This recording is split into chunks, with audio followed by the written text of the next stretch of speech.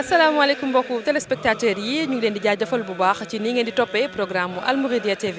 ñu ngi fii nag ci King Fahd Palace Hotel fii ci Ndakaaru bërëb bi nga xamante ne nii le 16 juillet incha allah moo war a dalal cérémonie d'ouverture bi jëm ci journée culturelle yi ñuy jagleel Cheikh Ahmadou Bamba Khadim Rassoul waxtu wi ñuy wax ak yéen nag mbokku téléspectateurs yi fii ci biir salle bi ñu ngi fay amal conférence de presse boo nga xamante ne nii waa comité de pilotage comité d'organisation ak partenaire u Hizbut Tarqiyyah ñoo koy amal ak waaye taskatu xibaar yi liñ ci jublu nag mooy wecce ak ñoom ay information jëm ci li nga xamante ne nii mooy organisation journée culturelle yi nga xamante ni moom la ñu war a amal le 16 le 17 ak le 18 juillet 2016 fii ci Ndakaaru ñu ngi fi nag ak kenn ki suñuy reporter di Serigne Cheikh Sall moom nag la ñu bëgg a laaj lan moo war a mën a xew ci biir salle boobule. Serigne Cheikh nga nekk kenn ci suñuy reporter war a teewee li nga xamante ne nii moom mooy conférence de presse bi nga xamante ni comité d'organisation bi nga koy amal ak waaye taskatu xibaar yi nekk ci biir réew mi ak bitim réew mën nañoo xam lan la ñu waajal ngir wecce ko ak ñi nga xamante ne ñooy waa presse bi. jërëjëf soxna Diarra jërëjëf yéen ñi bàyyi xel seen télévision Al Mouridiyyah TV comme ni nga ko waxee léegi xam nga lu ñuy wax vulgarisation message Cheikh Ahmadou Bamba presse di si jouer rôle bu am njariñ moo waral bala ñoo jëm si journée yooyu nga wax muy 16 17 ak 18 juillet 2016 fii si Ndakaaru dafay aajowoo ñu wax ak ñi nga xamante ne bi tey bu message bi yeggee fa mu war a yegg si àddina sépp ñoom ñoo ko far yeggale ngir ñu xam lan mooy programme bi nga xam ne moom la ñu dëxëñ si noonu incha allah dinañu teewlu lu yàggatu dara présentation boo xamante ni bi ki nga xam ne moo yor kaddu Hizbut Tarqiyyah muy Serigne Youssou Diop dina ko def xam leeg ñi nga xam ne ñooy journalistes yi lan mooy liggéey Hizbut Tarqiyyah waaye tamit lan la ñu dëxëñ si programme boobu nga xamante ni bi tey moom la ñu jàppal les grandes journées culturelles Cheikh Ahmadou Bamba ginnaaw boobu dinañu diglu ku ñuy wax Serigne Mourtala Sey bokk si comité scientifique gu Hizbut Tarqiyyah moom it dinañ del si waat duñu wax comité scientifique maanaam li nga xam ne moo di liggéey culturel boo xam ne Hizbut Tarqiyyah mu ngi koy liggéey si yoonu murit waaye tamit jokkalante gi nga xam ne mu ngi koy jokkalante digganteem ak ñi nga xamante ne bii ñoo fa nekkal Serigne Touba Cheikh Ahmadou Bamba waaye tamit digganteem ak ñi nga xamante ne bii ñoo nekk si Tarqiyyah yi nga xam ne ñoo nekk ci biir réew mi. ginnaaw ñi nga lim sëñ Cheikh ndax am na yeneen intervenant yu nga xamante ne nii ñoo war a addu ci li nga xamante ne nii moo di wàccaayu journée culturelle yi. si kuwul ndaxte du mën a ñàkk ki nga xamante ne bii tey moo yor kaddu gi muy Serigne Assane Mboup yor wàllum communication bokk ba léegi si comité scientifique bi mu del si waat nag informé ñi nga xam ne ñoo di journalistes yi dëgg ndax wàllum communication la ñuy wax jamono jooju xam la leen li nga xamante ne bii moo leen di xaar si les grandes journées culturelles Cheikh Ahmadou Bamba ginnaaw bi it dinañu jox mboolem partenaires yi nga xam ne ñoo fa nekk comme nañ ko waxee léegi Hizbut Tarqiyyah dafay ànd ak ñu bari si liggéey boobu nga xam ne moom la jublu ñoom it dinañu jox kàddu incha allah ñu wax ak ñi nga xam ne ñoo di journalistes yi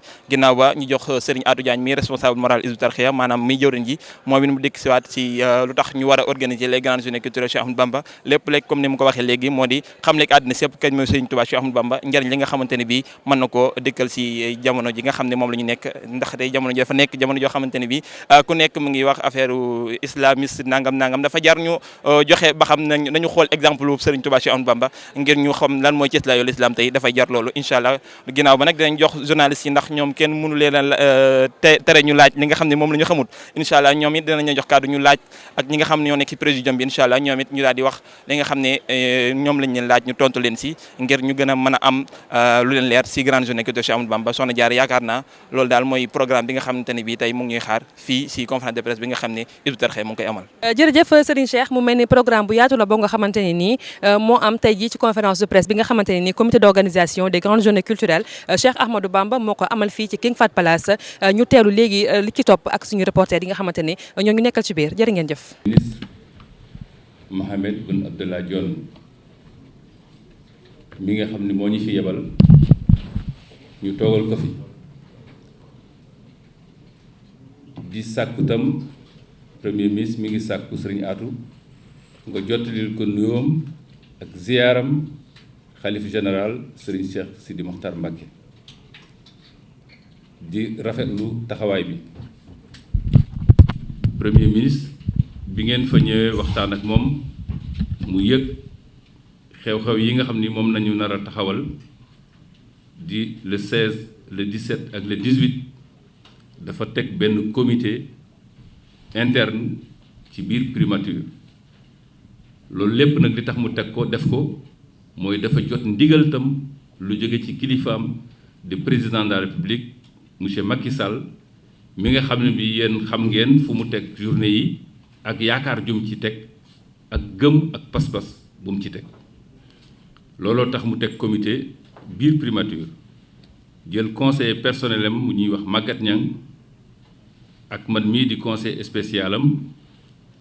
ak madame Niang Isidore nga xam ne bi moo yore lépp loo xam ne li moo jëm ci diplomatie loolu nag tolluwaayu journée yi tolluwaayu li ñu nar a def ak dimension bi nga xam ne bii moom la Hizbut Tarqiyyah am ci yoonu murit taxawe ko looloo ko waral. ñu tàmbalee ko ci bismillahi rahmaani rahim àggale ko ci alhamdulilahi rabil alamin. Hizbut Tarqiyyah mooy waajal ay bis yu mag ñu koy wax les grandes journées culturelles Cheikh Ahmadou Bamba. bis yooyu les 16 17 et 18 juillet 2016 lay doon war ko ubbi fii ci King Fahd Palace. suñ ko ubbee cérémonie officielle bi ñoo ngi sant yàlla bi nga xamante ne ñi jiite réew mi ànd nañ ko ak ñun te teewaayu kilifa yi fi teew wane na ko président de la république incha allah moo koy présider buñ ko ubbee ba noppi dina am ay waxtaan yoo xam ne dina tax ñu xam bis bi li nga xam ne mooy li ko tax a jóg ak activités yi ndax dina am ay gan yu bari yoo xam ne nañ jóge ci sous-région bi ci bitim réew ci fu ne waaye itam dina am une mobilisation exceptionnelle ci daayira yi ci mbooloo yi ci ñi nga xamante ne ñëpp soxla woon nañu une synergie boole suñu bopp ngir xam ne dañoo am loo xam ne mënuñu ko séddoo muy l'islam te loolu suñ ko waxee éducation mi ngi ci biir valeur de travail mi ngi ci biir valeur de solidarité boole suñu bopp mi ngi ci biir lépp mi ngi ci biir. boo xoolee tamit bis la boo xamante ne ay bis la yoo xam ne démarche bi Hizbut Tarqiyyah jël balaa may ñëw ci présentation sommaire bi Hizbut Tarqiyyah dafa jël li ñu tubaab di tuddee une démarche inclusive nga xam ne doo boddi kenn da ngay xam ne nit ñi rawatina jullit ñi bu ñu boolee seen bopp ci la seen kattan di feeñ ci la ñuy mën loo xamante ne it mel na ni tëliwoon nañ ko moo tax responsable moral bu Hizbut Tarqiyyah Serigne Atou Diagne ànd na ak direction générale fexe ba waxuma la biir yoonu murit kilifa yi nga xam ne yëpp ñoom ñoo nekk ñoo xam ne dañoo jiite mbooloo ci biir yoonu murit waaye dañ cee boole képp koo xamante ne jullit nga ci famille religieuse yi nekk ci Sénégal boddiwuñ ci kenn ku ci ne jox nañ la ci sa cër ba mu mët sëkk ndax boo yëkkati dara di ko yëkkati ci turu l'islam képp ku képp ku yëngu ci l'islam war nga ko cee doonal dara kon loolu mooy démarche bi. leneen li nga xam ne kon moom lay ñëwaat mooy daal di tënk ci kan mooy Hizbut Tarqiyyah. Hizbut Tarqiyyah mbooloo la moo xam ne mi ngi juddu ci 1975-76 suñu wax 75-76 mooy année universitaire la boo xamante ne année académique ci la juddu waaye acte de naissance bi officiel di këyit yi nga xam ne le xalif général des Mourides Cheikh Abdoul Ahad Mbacké di 3e xalif ba mu ko signé mi ngi doon février 1976 bi nga xamante ne Hizbut Tarqiyyah créé wu na mi ngi créé wu ci biir campus universitaire ci biir université suñu mag ñi nga xam ne ñoom ñoo fi nekkoon muy Sëñ Atou ak ñi mu ko àndaloon doonoon nañ ñoo xamante ne bi dañoo am lu ñu yëg ci seen xol loo xam ne kooku leeral war na ko mën a xam mooy xam nañ ne tubaab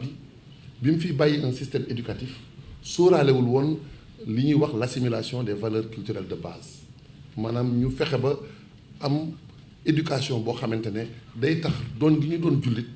mu doon loo xam ne du réer jikko yu rafet yi du réer waaye ñoom dañ fi bàyyi au contraire benn politique d'assimilation culturelle loo xam ne sax boo ko toppee ci wàllum njàng mi diggante école yu ndaw yi ba ngay dem université da lay soppi ci say jikko soppi la ci saw melo ba da ngay doon koo xam ne da ngay étranger à toi-même dootoo xam sa bopp loolu ñoom nag yàlla suñu borom ci ndimbalam bi mu leen gindee ñoom suñu mag ñooñu ñu wax ne lii de war nañoo créer lu tax ñun loolu nga xam ne kenn fàgguluñu ko ñun ñoo ko war a fàggul suñu bopp kon ñoom ñu daje ci biir université ndax boobu ay étudiants lañu biñ dajee ci biir université di gisee ci ay chambre étudiants yi boobu jamono yooyu ay tee débat lay doon waa daje di waxtaan xam ne kon am na lu manqué vide boobu nan lañ ko mën a combler loolu moo indi ñu créé ko léegi nag diggante 1976 ak 1981 am na benn diggante la boo xamante ne moom la tubaab di wax phénomène de civilisation donc dañu nekkoon di daje waaye kenn ku ne boo paree da ngay jóg dem ñibbi kon dafa soppiku nit ñi day yéex du gaaw loolu phénomène de civilisation suñ koy wax tant que amagoo institution boo xamante ne day marquer la permanence day doon lu sax tant que amagoo ko phénomène nga koy mën a tuddee donc transformation nit ñi du gaaw moo tax diggante 76 ba 81 loolu moom lay marqué 81 nag point de fracture la boo xamante ne li muy jëkk a marqué mooy ci la ñu créé le premier siège en dehors du campus universitaire ndax université dafa am nu muy doxee noo xamante ne franchise universitaire yi ak ni ñu ko tëralee yow doo ñëw rek imposer sa doxin ne damay créer fii sama cadre doo fa nekk à l'aise ñoom ñu ne kon ginnaaw ñun ñoo bëgg a soppiku ñoo bëgg a assimiler ay valeurs yoo xam ne bu ñu nekkee université njàng mi dañuy fexe ba matale sart yi bañ a médiocre mais bu ñu demee tamit ci sunu ci biir àdduna ñu doon ñoo xamante ne ku ñu gis xam ne ay jullit lañu ay nit ñu baax lañu ay nit ñu yiw lañu ci la ñu créé à la SICAP Rue 10 le premier cadre mooy daara ji léegi nag dinaa tënk mooy cadre boobu bi ñu ko créé en 1981 diggante 81 ba 89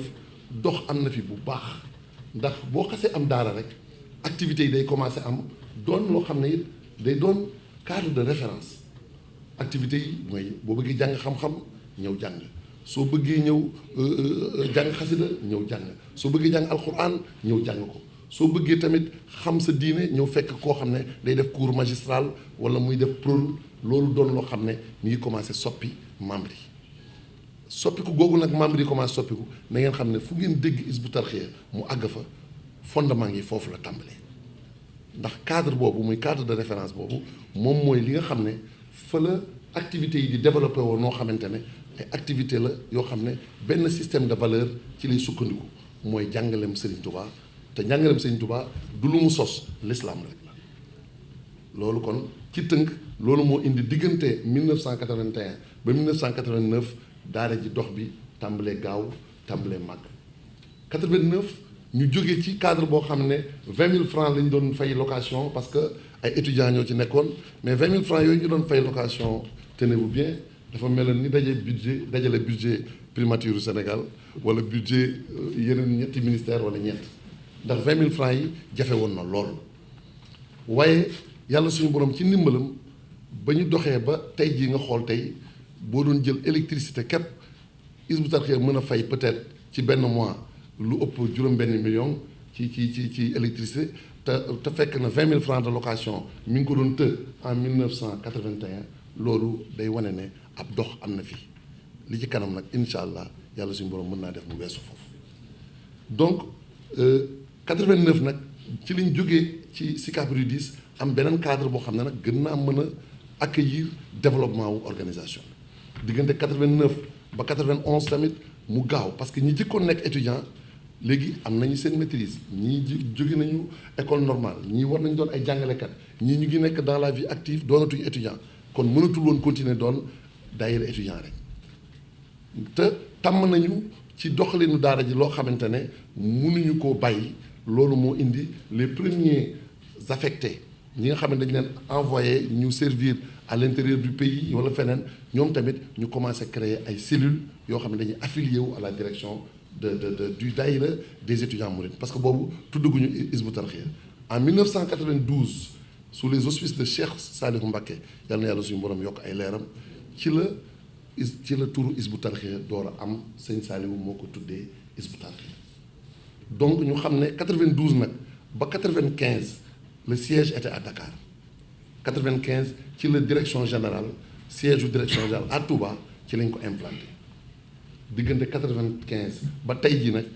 mbooloo mi di dox activités yi di gën a yokku ci tënk soo doon tënk nag ne tey activité Hizbut Tarqiyyah ci lan ak lan lay yëngu doo balaa ngay tudd dara da nga naan éducation muy tàmbalee ci préscolaire dem jóge ci primaire secondaire ba tey jii fi ñu toll nii ñu léegi incha allah ñu war a boucler cycle secondaire bi ba on a commencé à jeter les premières bases donc d'une université université ñoo ngi koy waaj a taxawal boo xam ne ngir élèves yi ñu produire ñoom ñu bañ a perdre li nga xam ne moom mooy base bi nga xam ne am nañu ci daara ji kon donc éducation moo ci jiitu ñoo ngi ci étude recherche am na institut boo xam ne les questions wala yeneen documents yi dina ko mën a wane formation professionnelle am na ay ateliers yoo xam ne corps de métier yëpp ñu ngi ciy yëngu on est dans l'agriculture on est dans l'élevage ñoo ngi ci mbéyum ceeb bi ñoo ngi ci dugub ji ñoo ngi ci càmm gi donc loolu lépp patrimoine la boo xam ne yoonu Mouride ko moom Hizbut Tarqiyyah moo koy administrer au nom de la communauté communication yi ñoo ngi ci parce que on a mis en place la première chaîne de télévision IP au Sénégal wala je dirais même en Afrique donc loolu it am na unité économique yi ñoo ngi liggéey ci domaine yu bëri yu wuute ñoo ngi ak benn mosquée muy lieu de culte boo xamante ne actuellement yàlla suñu borom dimbali nañu ba bokk na ci jàkk yi nga xam ne boo duggee Touba di nga xam ne am na un souci boo xam ne bu xóot ci xam-xam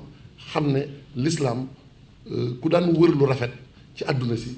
ci dëkku l'islam nga daan dem da nga daan dem ci réewu l'islam yi gis lu rafet tey jii architecture yooyu amoon ci réew yu mag yooyu moo xam Bagdad la wala nga dem Turquie wala nga dem Medinatul Munawwara architecture yooyu yëpp ñu ngi ci fi ñu toll nii di ko delloosiwaat ci mosquée boobu kon defe naa loolu ci tënk laa ci jublu woon rek wane ne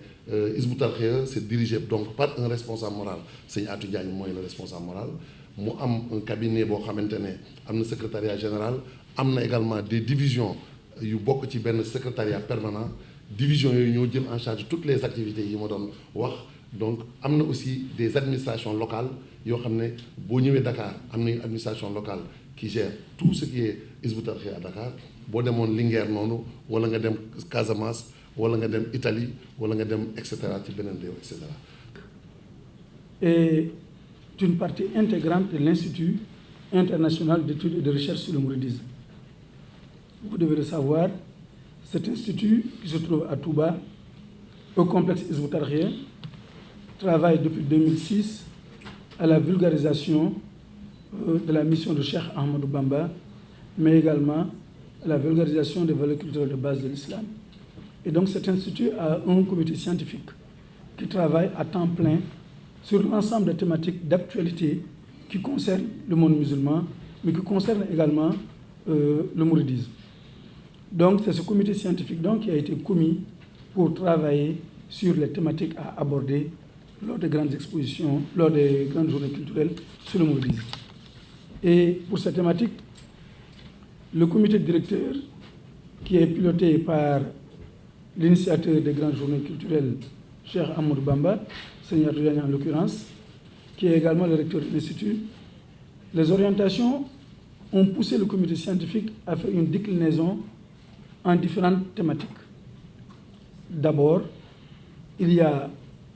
un objectif majeur pour le comité scientifique de revisiter les valeurs de l'islam, de présenter l'islam dans son image véritable. Et nous savons dans ce monde actuel, avec cette phobie qui a été créée autour de l'islam, c'est comme si on présentait des clichés négatifs pour dire voilà ce qu'est l'islam. Une image qui est totalement dénuée de vérité. Alors donc, les grandes journées culturelles Cheikh Ahmadou Bamba seront une occasion de revisiter les valeurs culturelles de base de l'islam. Nous allons voir ensemble que l'islam, c'est une religion de paix, une religion de solidarité, une religion où le culte du pardon est poussé à son paroxysme. Et donc, l'occasion sera donnée aux différents panélistes, aux conférenciers, et également lors des grandes expositions sur le mouridisme, de revenir sur des thématiques, sous des sous-thèmes, pour illustrer à souhait, ou illustrer à volonté ce qu'est la véritable image de l'islam. Mais également, parmi les thématiques que nous avons retenues, la mission de Cheikh Ahmadou Bamba, une mission universelle d'un homme qui a combattu toute sa vie durant, d'un grand combattant de la foi, qui a revisité également les valeurs culturelles de base de l'islam et nous les a léguées comme un don,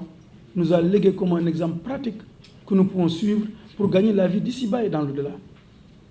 Alors, il revient au comité scientifique, à travers les différentes déclinaisons, de présenter ce grand homme, de montrer les valeurs qu'il a réhabilitées, qui sont des valeurs islamiques, et de proposer un modèle, une référence, pour qui veut le bonheur ici-bas et dans l'au-delà.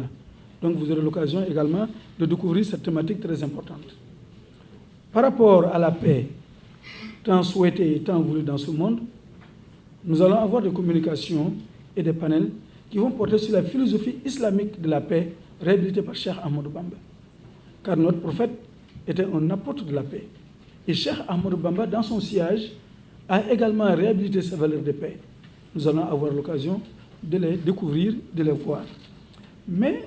le développement économique, le développement social, le développement dans tous les domaines d'activité qui concernent la vie de l'homme, cela concerne également l'islam.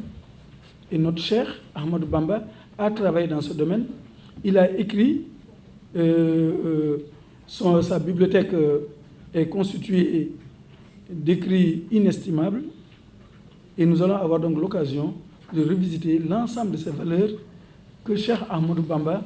a non seulement réhabilité, mais qu'il a légué à l'humanité tout entière. J'ai parlé de thématiques, de grandes thématiques. Mais comment allons-nous décliner ces thématiques? Le comité directeur a instruit le comité scientifique d'avoir un certain nombre d'activités à travers lesquelles on pourrait rendre visible tout ce que je viens de dire. Donc, il y aura des conférences, il y aura des panels autour de cette thématique, mais également, il y aura les grandes expositions sur le mouridisme. Une occasion de voir la géographie de Cheikh Ahmadou Bamba, de revoir son itinéraire, mais également de voir l'universalité de sa mission. Cheikh Ahmadou Bamba n'œuvre pas seulement pour le Wolof, encore moins pour celui du Kayor ou celui qui a la peau noire. Cheikh Ahmadou Bamba, il a tout simplement revisité les valeurs universelles de l'islam qui nous a léguées, qui est donc le mouridisme, qui n'est pas une confrérie, qui n'est pas l'apanage des Wolofs, encore moins des Sénégalais, mais qui appartient à l'ensemble de l'islam. Donc nous allons avoir l'occasion de revisiter cela à travers les grandes expositions sur le mouridisme. Les valeurs scientifiques et morales de l'islam réhabilitées par Cheikh Ahmadou Bamba, les valeurs littéraires, la calligraphie du Saint-Coran seront autant de thématiques qui seront abordées dans les grandes expositions. Nous allons voir également Touba, une ville émergente à fonction plurielle. Quelles sont les exigences de son développement? Quel est le cheminement que Touba a suivi pour arriver à ce stade? Et quelles sont les exigences pour nous, habitants de Touba, mais également pour ceux qui gèrent la cité? Voilà autant de thématiques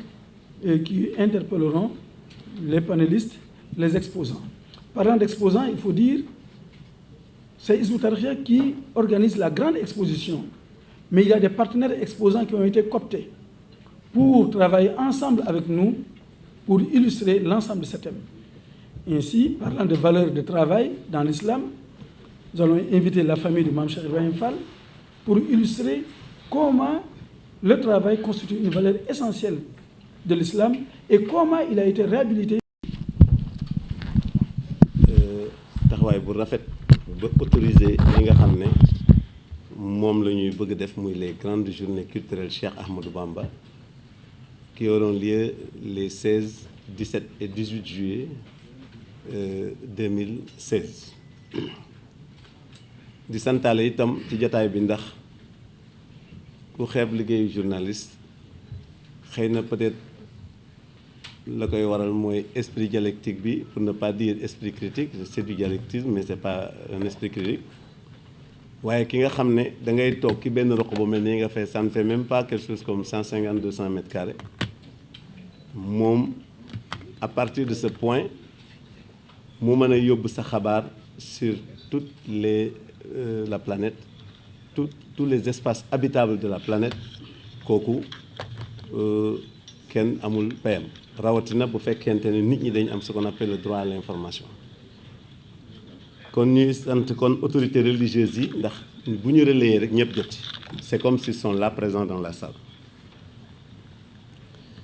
di sant le chef de l'État et le gouvernement du Sénégal qui en gros sont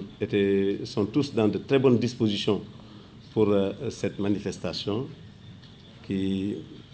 consacre aussi les 40 ans de Hizbut Tarqiyyah loolu itam di loo xam ne buur am na doole buur dafa yilif ñëpp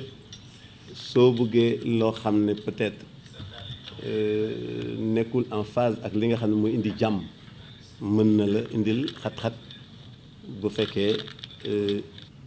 xamuloo ni ngay doxale ñuy gërëmaat kon presse nationale bi ñoom ñëpp ak mboolem suñu concitoyens yi nga xam ne à travers vos relais ils vont peut-être nous entendre defe naa ne mën naa ne il ne me reste plus qu'à être en phase avec les gens qui viennent disons de parler parce que ils ont développé la facilitation du cadre d'échange que va constituer sur le plan national et international les grandes journées culturelles Cheikh Ahmadou Bamba. Cadre d'échange, je crois que dafa nekk une nécessité parce que nous quand on était à l'université comme d'aucuns l'ont si bien dit, on était formés dans toutes les branches du savoir, sciences et technologies. Mais malheureusement, on a constaté qu'on ne nous formait pas dans l'assimilation de nos valeurs culturelles de base. Et nous en avions besoin. Parce que je crois que c'est trop loin de dire, avec cette formation, on était arrivé à être étranger à nous-mêmes, ou bien on était arrivé à préférer autrui que soi-même, mais même nos parents, on ne pouvait pas cohabiter correctement avec eux. Moi, par exemple, en venant au daïra des étudiants mourides, je suis resté au moins 2 ans, 3 ans sans pouvoir croiser correctement mes jambes. Donc, je crois que quand on dit un cadre d'échange, nous sommes nés en 1976. Je crois que personne ne me démentira que nous étions une fraîche génération de mai 68. Mai 68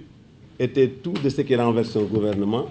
et de tout ce qui contrebalance l'autorité de l'État. Rien de culturel. On est né donc dans ce contexte. Et nous avons choisi dans ce contexte Cheikh Ahmadou Bamba comme référence. Donc, ça veut dire que mai 68 ak lim jur yëpp daanee lu ñu daal ci gàttal ça ne nous émerveillait pas. Encore, dans le même contexte, on a vu qu'il y avait les frères musulmans. Ça, je reconnais qu'au début, qu'était une organisation pan-islamique pure et dure. Mais aussi, avec la chute des Ottomans et l'arrivée des Occidentaux qui voulaient avoir une même mise sur l'Orient arabe, ça s'est transformé un peu en un éveil politique pour contrecarrer cette influence. Donc, nous aussi, on avait d'autres préoccupations chez nous. Donc, on est passé à côté. Parallèlement aux frères musulmans, il y avait ce qu'on appelle le Ennahda. Ennahda, aujourd'hui, ce n'est pas le Ennahda printemps arabe pour les plus jeunes. Le Ennahda est contemporain directement des frères musulmans. C'est les Afghani, c'est les Hassanul Banna, c'est les Mohamed Abdou. Et Hassanul Banna, comme vous le savez, c'est le gendre de Saïd Ramadan, qui est le père de Tariq Ramadan. Ça aussi, à un moment donné, c'était bien pan-islamique. Et tout ce qui est pan-islamique, nous prenons. Mais, à un moment donné, c'était devenu un peu, quand même, politique pour défendre des choses qui étaient liées au nationalisme de leur pays et non pas de notre pays. On cohabitait en même temps, dans le même contexte, avec des étudiants iraniens, sous l'imam Khomeini. Vous vous rappelez très bien. Mais, pire que ça, l'imam Khomeini était le guide suprême de la révolution. Mais, il est de l'école d'un Sayyid Qutb qui était en Irak. Heureusement, l'intérêt du savoir, des connaissances et leur importance, on se débrouillait quand même pour savoir ce qui se passe dans le monde. On a pensé aussi que ceci aussi n'était pas tellement en adéquation avec ce qu'on faisait. on a choisi Cheikh Ahmadou Bamba. Et, disons, l'héritage que les gens ont tenté de développer à gauche ou à droite. Pourquoi? Parce que, comme je l'ai dit tout à l'heure, devant toutes ces propositions qu'il y avait à travers le monde, si nous choisissons Cheikh Ahmadou Bamba, on doit être à même quand même de l'expliquer à la face du monde. À la face du monde. Et de le présenter. Et aujourd'hui, si 40 ans après, comme disait un sage, je ne veux pas nommer son nom parce que un sage est un sage, qu'on a 2 vies. Et la deuxième commence juste au moment où on commence à se rendre compte qu'on n'en a qu'une. 40 ans après. Donc aujourd'hui, c'est normal que nous venions, si tout le monde nous regarde, de montrer quand même pourquoi nous sommes restés ce que nous sommes. Il y a beaucoup d'influences aussi qui se sont traversées, qui ont traversé, mais nous sommes toujours restés ce que nous sommes. Vous savez qu'avec, comme il le disait, la liberté, les franchises de la liberté universitaire, on a d'abord choisi de sortir. J'ai pris le soin de dire qu'on était une fraîche génération de mai 68, ça veut dire que le système en place ne pouvait pas ne pas nous contrôler. Et c'était une logique. Mai 68, c'est pas n'importe quoi. Les frères musulmans, c'est pas n'importe quoi. Mais quand même, au finish, les gens se sont rendus compte que, en dehors des préoccupations identitaires, ce mouvement n'était rien d'autre, n'avait pas de préoccupation de renverser un gouvernement ou de prendre le pouvoir. Et aujourd'hui, alhamdoulilah, on se retrouve. Je viens de dire tout de suite que le gouvernement de mon pays est dans de bonnes dispositions pour superviser, pour aider, pour accompagner toutes les activités que nous allons mener ensemble et dérouler ensemble. Donc, c'est un cadre d'échange dans lequel nous parlerons, en dehors de toute exclusion, nous parlerons en inclusivité. Pourquoi? Parce que si on vit une certaine expérience, si c'est une expérience islamique véritable, tu dois pouvoir être à même de le démontrer. Si c'est une innovation blâmable ou une innovation louable, vous devez être à même de pouvoir quand même l'expliquer. Nous partageons aujourd'hui dans ce pays le même Kaaba, on dit le Kaaba ou la Kaaba, le même Kaaba, la même direction, nous partageons du point de vue Aqidah toujours le même Dieu. Nous partageons le même prophète. Nous partageons beaucoup de choses ensemble. Tous les musulmans. Si donc aujourd'hui,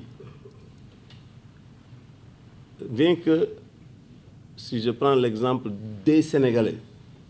beaucoup d'entre eux pensent que Cheikh Ahmadou Bamba a fondé une confrérie. Alors que le mouridisme n'est pas une confrérie, automatiquement beaucoup de personnes vont sursauter et ça va être un débat qu'on développera. Il n'est ni une confrérie au sens tariqa du terme, il est donc rien d'autre que la réhabilitation de la coutume sacrée du prophète, de l'islam, dans toute son anatomie. Là aussi, il nous faudra faire des efforts pour exposer à la face du monde que le mouridisme n'est rien d'autre que la réhabilitation de l'islam et de l'islam tout court. C'est des échanges, hein, parce que aujourd'hui, beaucoup de pays du monde musulman pensent que s'ils viennent ici, c'est tout juste pour nous donner, pour être des donneurs de leçons. Mais aujourd'hui, pour élargir quand même le débat qui doit exister entre nous autres, beaucoup d'intellectuels de la sous-région vont nous parvenir parce que il est bien de faire connaître le mouridisme aussi très loin ailleurs, mais aussi il faut veiller à ce que le mouridisme soit connu sous nos orteils. Moi, j'ai rencontré burkinabé aux États-Unis dans un programme Ivy, c'est International Visitor Leadership. Et en lui demandant qu'est-ce que vous connaissez du Mouride, il m'a dit c'est des gens qui ne prient pas. Je lui ai dit mais je vais me débrouiller pour t'inviter chez moi. Je l'ai invité avec 5 autres membres de la délégation, ils sont venus au Sénégal. Et le plus grand prédicateur parmi eux m'a envoyé 3 de ses enfants qu'il a débouchés de l'école française. Et qui sont là depuis au moins 3, 4, 5 ans, 6 ans. Et ils ont mémorisé le Coran. Et, ils sont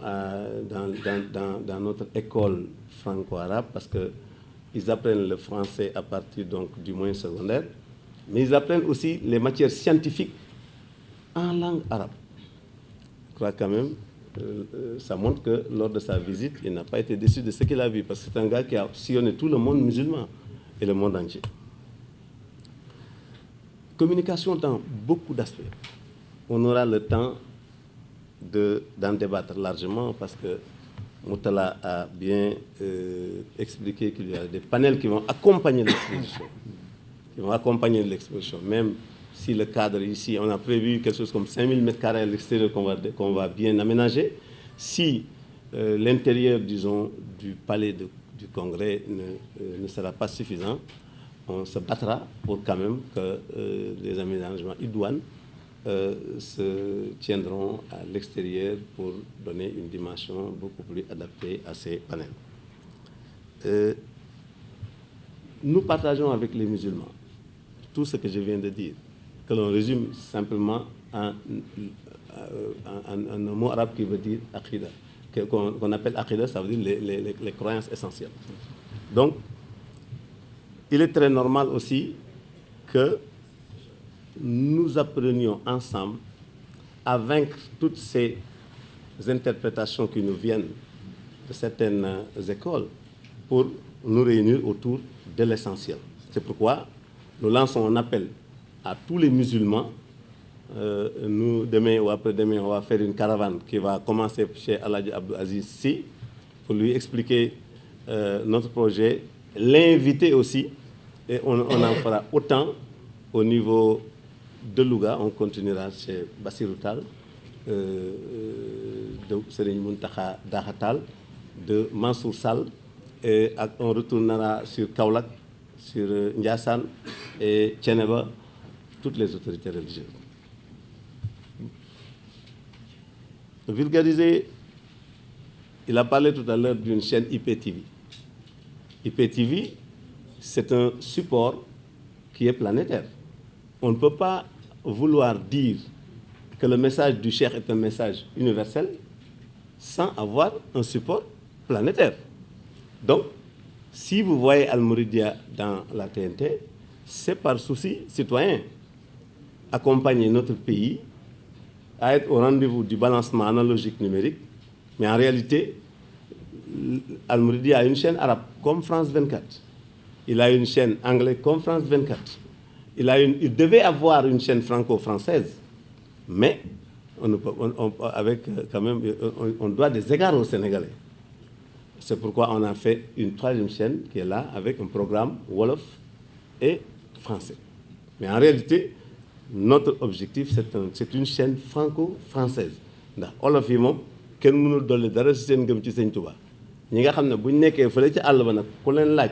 ils peuvent, et ça aide beaucoup, c'est très important dans les échanges,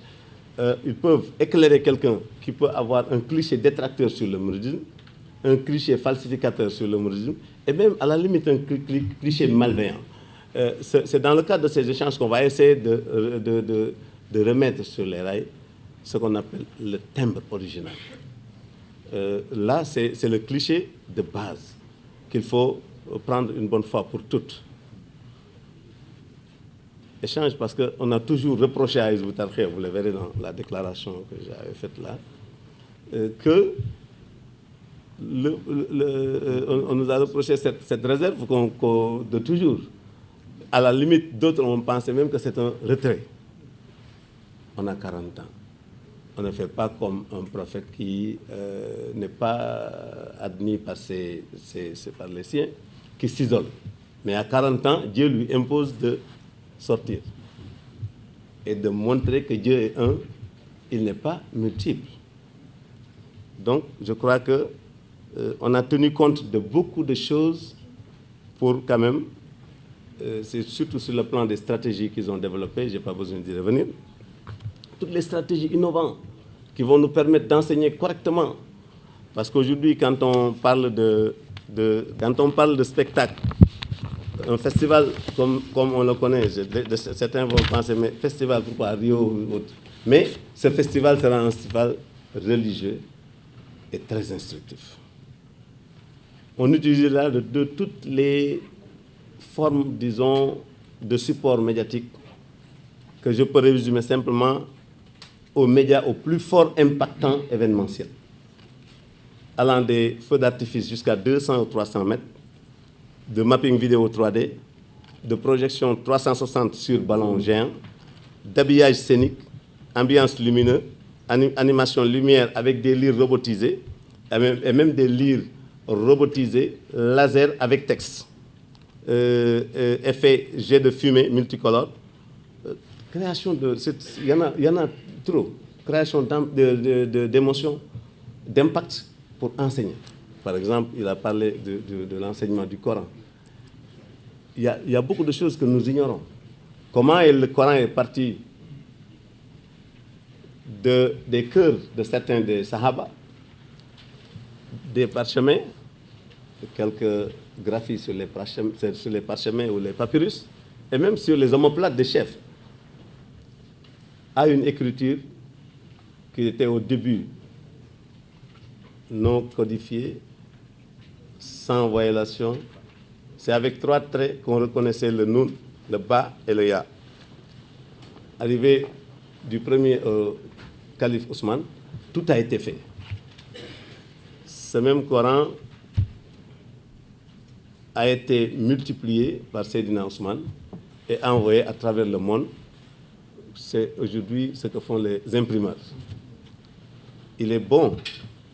de savoir aussi qu'aujourd'hui, parmi ces Corans, on peut en retrouver un au niveau de Topkapi, en Turquie.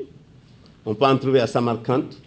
On peut en trouver à Sanaa, au Yémen. On peut en trouver aussi au Musée national de l'Irak. Ce sont ces mêmes Corans qui sont partis de l'angulaire à l'écriture proportionnée, à l'écriture que nous écrivons aujourd'hui au niveau de Nadar, à l'écriture cursive, que nous allons reprendre en une demi-journée pour montrer qu'il y avait Ibn Muqalla, c'est le plus grand calligraphe en écriture proportionnée qui était en différent avec son vizir au niveau de l'Irak, qui lui a coupé la main droite. Il a attaché une plume et avec cette plume, il a écrit 40 mouchaf. Mouchaf, ça veut dire vulgate. Et vulgate, pour mes amis littéraires, ça veut dire accès au public. Donc, un livre qui est accessible à tout le monde. Il y a Ibn Bawab. C'est des gens, on ne peut pas écrire un Coran ici à Touba, ici au Sénégal, sans le rendre compte, sans le rendre hommage. Sans rendre hommage aux 17 scribes du prophète. Bien sûr, c'est un débat aussi. Hein. Mais retenez que j'ai dit 17. 17 scribes du prophète, aux 17 scribes de Cheikh Ahmadou Bamba, et même aux femmes. Ces grands scribes ont formé des imitateurs femmes, féminins, qui ont accouché des écritures de très haute facture, comme Bint Akhra, qui a rédigé les accords entre Byzance et les Omeyyades, à cause de sa belle plume. Tout ça sera revisité sur des scènes et des spectacles qui vont utiliser des femmes, des jeunes, d'âges différents, avec toute une combinaison de systèmes qui peut permettre à quelqu'un de comprendre rapidement. Bon, voilà, d'accord.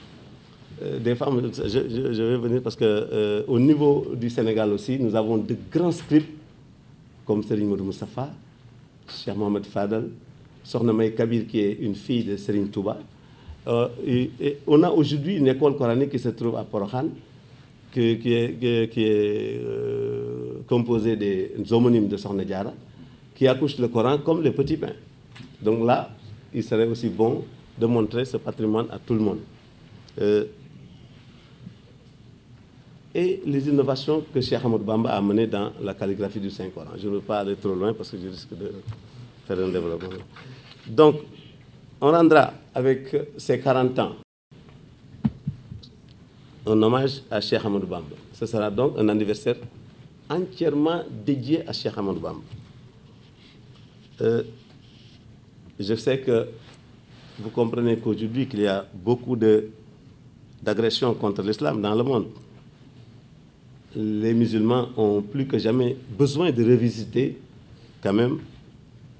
l'héritage de l'islam. Et quand même, non pas pour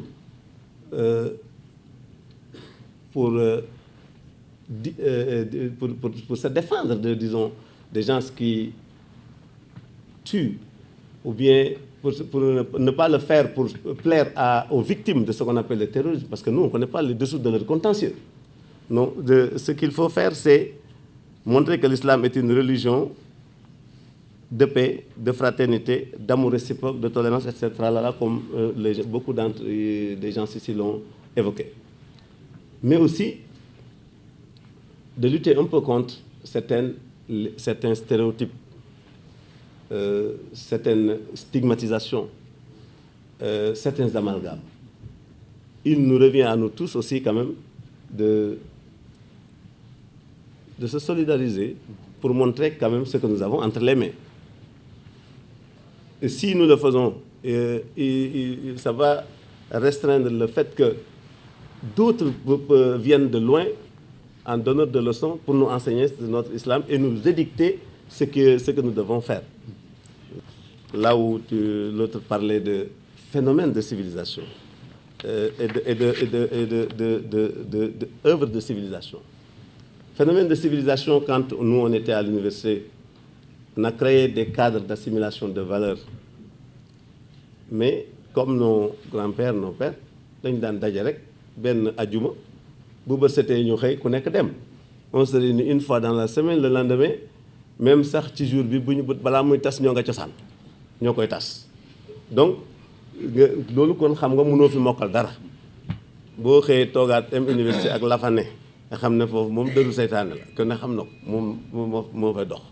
nga bëgg nga bañ. Donc ñu gis ne lii comme c'est eux qui nous ont appris à réfléchir donc ñu gis ne lii moom mënul jur loo xam ne dafay rester ci nit. ñu ne on va le transformer comme disent les philosophes d'un phénomène de civilisation à une œuvre de civilisation. Donc on va l'institutionnaliser. Soo jàngee ba wàcc balaa ngay xalaat sa kër ñu créé ci daara ji loo xam ne moo lay gënal sa kër soo ñëwee ñu jàngal la soo ñëwee assimiler des valeurs bokk beneen façon gu jàngale la nit ki day ñëw bëgg a dox ak tànkam dàllam ci kaw tànk ne ko sëñ bi lii baax nit ñëw bëgg a takk lam nga ne ko lii dañ koy tere doo ko woon bindu sëñ Tuubaa da nga koy woon bindu beneen nitu yàlla bu yàggoon mu ne day tere lii kon waxatuma la ak nag ku am ku mel ne sëñ Tuubaa nga jigéen ñëw bëgg a toogandoo ak góor baa mu sol jekk ab robe bëgg a jàng toog nga ne aj ñaari tànk ñu ne ko yaa ngi ñuy rey kaay lii baax kaay ñu wutal la place nu beru nga beru moo ëpp jàpp donc su ko defee loolu yëpp tey liñ ci dund ba mu agsi fii tubaab bi xoolal moom li mu ko jaral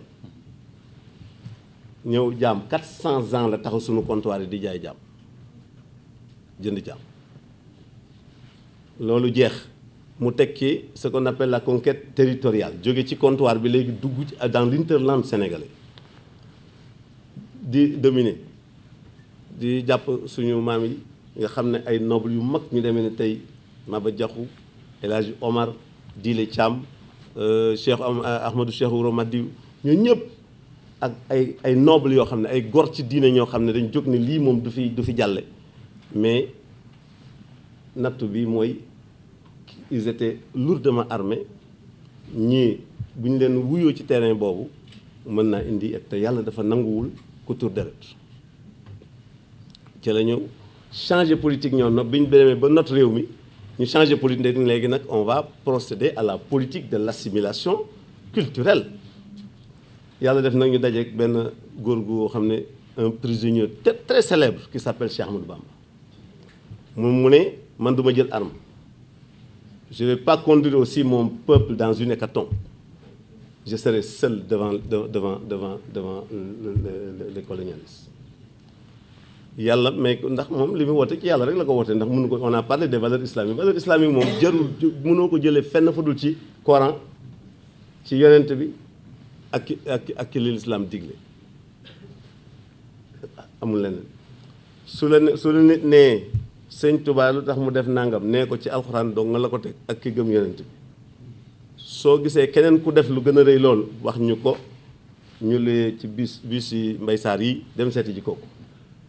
mooy dëgg mais su fekkente ne li alxuraan li gi sëñ bi mën a liggéey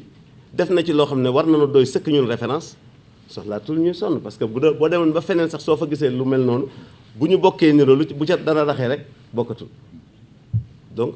boo xoolee l'imam Khomeini était un disciple de Sayyid Qutb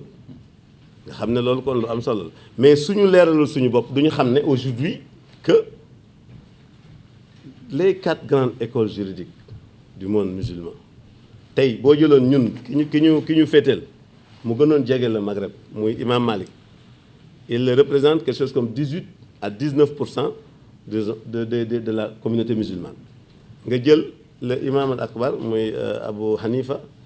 moom il est à 23 ou 20 même 30% nga jël Hanafi mu am 17 18 nga jël Hanbal mu am même chose sinon un peu plus un peu moins nga xool nag tous les courants qui existent dans le monde wahhabisme nangamisme nangamdisme lu nekk jeex du jeex mais 1% la ñu représenté dans toute cette population musulmane de la planète yow boo xamul lii nit ñëw avec des moyens wala avec des médias di la coloniser mais yow vraiment xam yaa ngi wax ak koo xam ne yow motu la sax nu ñu ko waxati koo war a waxal motu la sax koo war a waxal te 1% boobu je vais aller plus loin 1% boobu courant yi ko composé amu ci kenn koo xam ne am na 0,0 nangam %. kon xam nga dafay daal di doy waar mu ngi mel ni nga ne jël ndox rek ci àddina nga ne nit ki day ne dox du xam ndox nu mu demee boo nee ndox boo jëlee 100% ci ndox 97% yi kenn du ko naan glace la wala xorom kenn mënu ko naan kon ñaataa fi des 3 ah 3 yi bu ñu la waxoon liñ ci mën a naan ak luñ ci mënta naan benn ngay dese ak tuuti te yow yaa ngi ubbi robinet def lu nekk xamuloo sax loolu kon day doy waar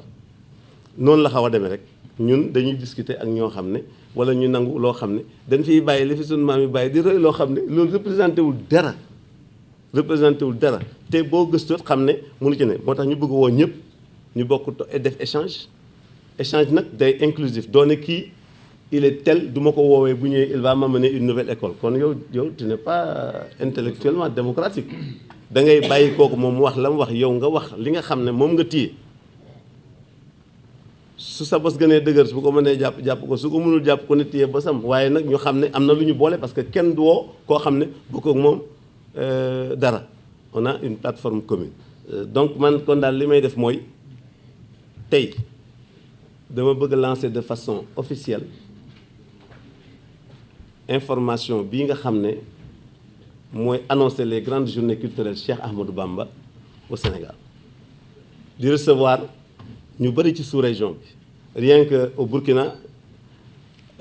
on a créé chez eux une motivation telle qu'il y aura une caravane de 60 personnes plus 4 grands muftis et intellectuels et chercheurs qui vont prendre l'avion xam naa ne journaliste du ñàkk dinañ dajale tuuti xaalis jàppale ñu mënu ci ñàkk bien que xam nañ ni affaire yi demee mais nag nous sommes de la même famille parce que ñun tamit établissement de médias lañu loolu war nañu dem Côte d'Ivoire te en retour war nañu recevoir aussi ay nit yoo xam ne ñoom bu ñii dinañ mën jël avion ñii duñ ko mën jël ñii de teg ñooñu ku ci ñëw fas nañ yéene jox la hôtel boo xam ne dina dëppoo ak sa daraja danañ la taxaw bu baax a baax te loolu nag ñun ñëpp a ko bokk bàyyiwuñ ci dara mën naa leen wax ne fii am na ñoo xam ne abal nañ ñu ay kër te jegewuñ sax di ay murit dañoo bokk diine ji rek ñu xam ne li ñuy def am nañ ci wàll ñu di ko def tey jii fii ñu nekk nii bañ demee expliquer suñu projet ku nekk xam na ne ku nekk xam na Hizbut Tarqiyyah ci ne lu mu engagé day waaj ba jekk mais bi ñu demee fekk nañ des dispositions telles que wax nañ ne lii ngeen di def njëriñu Sénégal yëpp la on va vous aider li ngeen waroon a fay li ngeen waroon a louer am na ci loo xam ne dañ leen ko jàppandal loolu vraiment lu am solo la am na ñoo xam ne hôtel lëmm lañ ñu abal xam nga kon loolu mel na ne kon kooku yow gënoo koo bëgg li ngay def gënoo ko xam li ngay def loolu tam muy lu am solo te kooku c'est un simple privé qui est là et c'est des chambres quand même yoo xam ne c'est presque des suites loolu yëpp mu booleeg daayira yi nga xam ne man du ma mën a tudd kenn bàyyi leen ñu daayira murit yi ci Sénégal yëpp mel ni ñoom dañoo dem ba xamal seen bopp ne Hizbut Tarqiyyah kat jógul jóg boo xam ne dafa jóg pour boppam ndax boobu Hizbut Tarqiyyah effacé na boppam dans la logique qui consiste à dire si nous faisons connaître le mouridisme on nous connaîtra donc on ne se préoccupe pas de nous-mêmes daayira yi xam loolu accueillir ko quartier boo dem fii ba Ziguinchor on a été Tamba Kolda Vélingara il est arrivé même que entre Kolda et Tamba ay nit délégué ñu def ak ñoom journée culturelle bi ñu àndaat ak ñun continuer ba Tamba on l'a fait à Saint-Louis aujourd'hui ils sont en train de mettre en place un comité de pilotage qui va de Dagana à Saint-Louis avec Seigne Abdoulaye Sarr et Ahmed Fall donc loolu kon daayira Dakar yi moom mention spéciale waaye nag su ma ko waxee gars yi ne ma da nga nekk dama fàtte waa Touba ndax bu ma jëkkoon ne daayira Touba yi ñoo gañe waa Dakar gars yi dinañ ma mere waaye mention spéciale mais moytu leen waa Touba ñu ngi ñëw donc yaakaar naa ni kon société civile élèves étudiants classe politique ndax Hizbut Tarqiyyah ku ne xam na ne njaaxaanaay la tëddee moom li mag ñi daa def daanaka booy seet da nga naan moo ne ci moom Senghoruma laaminuma maa ngi ci Bamba ba sànni jot ma sànnil kama neex dellu ci Bamba donc je crois que association islamique yi jeunesse bi ñoom ñu ngi invité ñëpp ku bëgg a gis spectacle boo xam ne c'est vraiment à la dimension de la dernière génération rendez-vous au stade aux organisations féminines bàyyiwuñ kenn gars yi lii du sama domaine moom li may def ni sax du sama domaine remercier aussi waaw les familles religieuses mourides man dama ko dugal ci autorité parce que tey murid amatul barrière ak tijaan boo demee ci kilifa murid mu recevoir la bu baax toppatoo la bu baax ànd ak yow ci projet bi prêt à se sacrifier pour que li ngay def réussir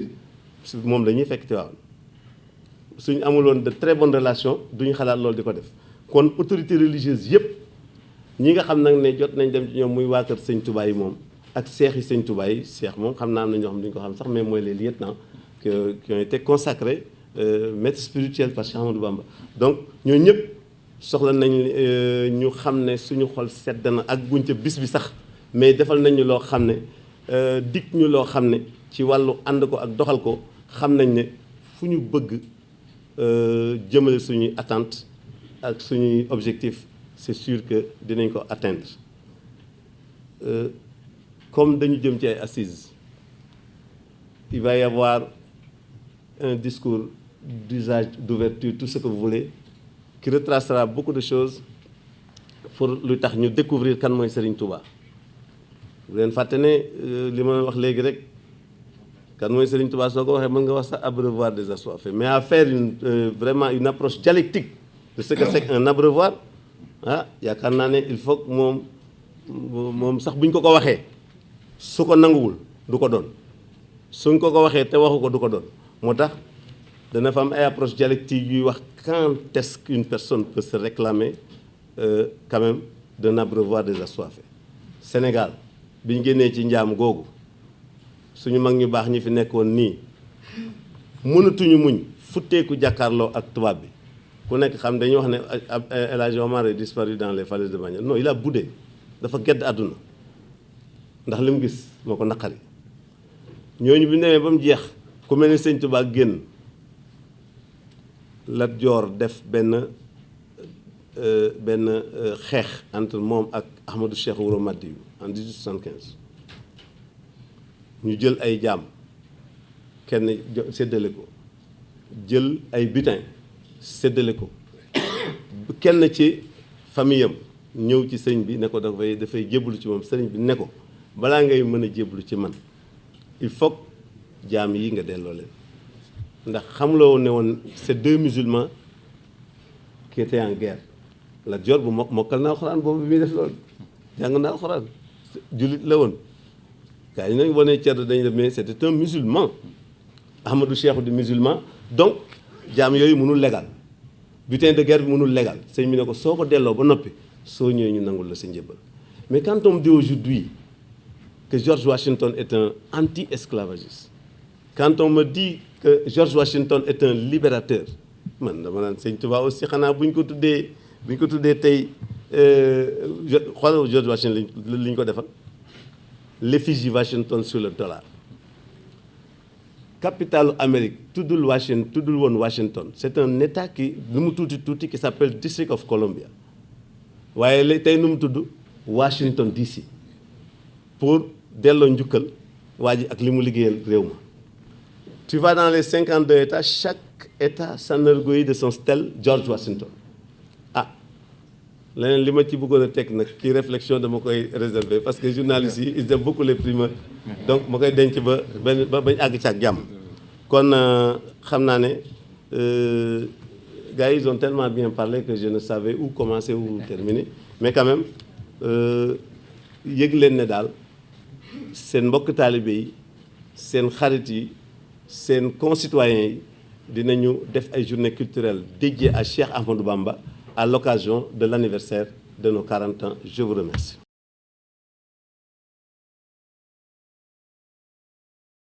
Qui sont développées, des thématiques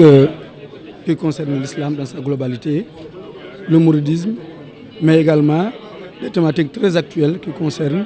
les intellectuels du monde moderne. Et pour cette thématique, il faut noter l'islam de façon globale, qui est agressé, qui est accusé de tort à travers et qui a besoin de révéler sa véritable identité. Donc, ces grandes journées culturelles seront une occasion de revisiter les valeurs culturelles de base de l'islam et de montrer que c'est une religion de paix, une religion de pardon. Et d'ailleurs, je dirais que le pardon est poussé à son paroxysme et le meilleur des envoyés, Mohammed Rasulullah, sallallahu alayhi wa sallam, l'a illustré à volonté. Mais également, ce sera une occasion de revisiter la vie et l'œuvre de Cheikh Ahmadou Bamba, de revoir sa mission au service de l'islam, car Cheikh Ahmadou Bamba dit qu'il n'a pas créé une confrérie, mais qu'il a trouvé que la voie que le prophète Mohammed avait créée était flétrie et il l'a réhabilitée dans toute son authenticité. Donc ce sera une occasion de revisiter encore ces valeurs et pour montrer que l'islam est toujours plus que jamais vivace pour ceux qui cherchent à le comprendre, à le connaître et à le vivre. Et nous allons décliner l'ensemble de ces programmes en des activités multiples. D'abord des conférences et panels, mais une grande exposition sur les valeurs culturelles de base de l'islam, mais également un festival sous forme de spectacle, son et lumière, pour avoir une portée plus pédagogique, en utilisant bien entendu les moyens techniques modernes qu'offre la science. Les grandes journées culturelles, ce sera l'occasion de revisiter l'ensemble de ces valeurs de l'islam, de voir que notre prophète, de la Mecque à Médine, et son dernier sermon de Arafat a montré que l'islam est une véritable religion de paix, est une religion qui interpelle quiconque veut le bonheur ici-bas et dans l'au-delà. Et c'est une voie royale qui est tracée. Ce n'est pas une paix éphémère pour ce bas monde, mais c'est une paix pour ici et pour l'au-delà. ñu ñëwoon tey fii teewal fi sëñ Mbackiou Faye waaye comme ni nga ko xamee rek bi bés bi taxawee le sëñ Atou woo jëwriñ Mbackiou xam ne moo fi teewal sëñ Touba fii ci Ndakaaru jëgal ko bés bi waaye laata loolu tamit sëñ Mbackiou jotoon na ndigal ci sëñ bi pour vraiment ci manifestation bi ñuy dem mu am ni mu ci taxawee ci turu sëriñ bi waaye itam ci turu mbokki taalibe bi na Ndakaaru yëpp. te comme niñ ko waxee day bés boo xamante ne bés bu ñu soxal la ndax bés la boo xamante ne day wane sëñ bi àdduna ndax liñ fi dégg sëñ Atou wax ko defe naa lu jot la c'est venu à son heure comme lu ñuy wax ndax laaj na àdduna bi yëpp xam dimension culturelle ak islamique bi nga xamante ne sëñ Touba am na ko. Kunge boobu sax léegi rek ci kanam sëñ Atou war na ñëw fële au niveau de Touba TV ndax ñu mën a sceller benn partenariat boo xamante ne daf ñuy permettre à partir d'aujourd'hui ba fi ñuy egg ci manifestation bi saa su ne ñu ciy waxtaan di def ay plateaux spéciaux yoo xamante ne de grands érudits mais également de grands penseurs ñi nga xamante ne ñu ngi ci biir Hizbut Tarqiyyah dinañ ñëw wax solos bés bi ak nan lañ koy ak wàccaay beeg yooyu. waaw ñu ngi sant yàlla di julli ci yonent bi sallallahu alayhi wa sallam di sant sëñ Tuubaa mi nga xam ne moom la ñu taxawal lii maire bi nga xam ne nag mu ngi tudd Sant Sène Agne man ma représenté ko tudd Birahim Gaye nekk adjoint au maire bi waa daayira bi bindee maire bi ne ko dañuy bëgg journée du 17 boobu ñuy def ci stade Demba Diop maire bi impliqué wu ci suñu maire daf ma jël ne ma jël naa la jox la ngay ki nga xam ne yaay accompagner organisation bi nga dem dalal leen ànd ak ñoom ngeen liggéey ba li nga xam ne ñoom sàkku nañ ko fii yëpp ñu mën koo am ci niñ ko bëggee muy loo xam ne it waa Sicap yëpp dañ ko rafetlu ndax Sëñ Tuubaa doon na koo xam ne tey jii patrimoine la ci biir réew mi loo xam ne ñëpp dañ ko war a xam te ñëpp dañoo war a jariñu ci moom ndax dafa yore njariñ ci amul lenn luy lore kon honneur la pour Sicap tey jii waa Hizbut Tarqiyyah boole ñu seen organisation ba indi fa li toll nii nga xam ne moom lañ fa nar a def muy festival boo xam ne dafay am son lumière ak bindum alxuraan ci sa biir dëkkuwaay ba nga dëkk loolu rek daraja la joo xam ne moom fas nañu yéene taxawaay boo xam ne bu fu ñu xalaat rek war nañ fa mën a taxaw seen wet ngir lii ñu fa bëgg daal yàlla dogal ko nuñ ko bëggee muy njariñu ñëpp. am na lu ñu tëral te daayira yëpp fas nañu yéene taxaw ci loolu ba nga xam ne ñoom balaa ñoo ñëw ñun dinañu gajj bi taxawaay woo xam ne suñu ñëwee lépp daal loo xam ne soxla nañ ko rek dinañ ko mën a teg seen kanam ba nañ ko bëggee yàlla defal ñu am lu fa wax suñu jort. waaw noo ngi nuyu mbokk yi nuyu seetaan yëpp dañu bàyyi xel di leen ndokkale bu baax ci seen journée bi ci tur Alaaji Sangone Diagne ndaje réew mi ngi koy waajal bu baax ak mboolem fédération Nourou Darayni Touba Médina mboolem daayira yi fa nekk yëpp moo fa nekkal sëriñ bi di ndey ji réew yor benn fédération bu ñuy wax Nourou Darayni Cheikh Sidi Mokhtar tuddee ko mu ànd ko mbokki taalibe yi ci njiitalu sëriñ Abdourahim Seck ñu fas yéene nag waaj bis bi ci waajin wu am solo mu waxoon ne da ci am symbole bu am solo boo xam da ko cee remarqué bokk na ci mooy ñetti guddi Ndakaaru nee na ñetti guddi Ndakaaru yu Sëñ Tuubaa defoon fii ci Ndakaaru nga xam ne dafa waxoon ne mboolem tukki bi li muy rëy ak li muy yaatu lépp dafa wax ne su xalamee ñetti guddi Ndakaaru rek ne lay bëgg a jël jihaat xeex ak noon yi kon nag nee na bu ëlbatiku Hizbut Tarqiyyah bu ñëw toog taxawal ñetti bis yoo xam ne dañ ko defal Sëñ Tuubaa Dakar nee na loolu dara gën ko rëy comme moom mi nga xam mooy représentant doon day jiréew Dakar nee na mi ngi koy waaj ak mboolem mbokki taalibe yëpp. waaw li ñu siy xaar mooy journée Ahmadou Bamba xam nga cadre éthique la parce que ñu noonu une agence de communication man maay président bi tudd nu ICOM groupe ñun ko wàllum communication ñu ngi koy jàppee si festival bi ak King Fahd Palace moo xam ne dañuy pare colloque bu mag moo xam ne par rapport au savant et sur l'islam moo xam mi ngi tudd thème comme thème on aura l'abreuvoir sur les assoiffés de Cheikh Ahmadou Bamba ça veut dire loo xam nañ siy jàngal si l'islam def si cadre yëpp donc c'est parfaitement ça en même temps stade Demba Diop dina am festival son et lumière bu mag a mag bu si am moo xam ne yëpp c'est les mêmes enseignements de Cheikh Ahmadou Bamba en même temps pour wàllum télé yi tamit que ce soit à l'international France 24 Africable ñëpp ñun daal ñëpp nañ si woo que ce soit même si web bi ñëpp daal nañ si woo si affaire bi.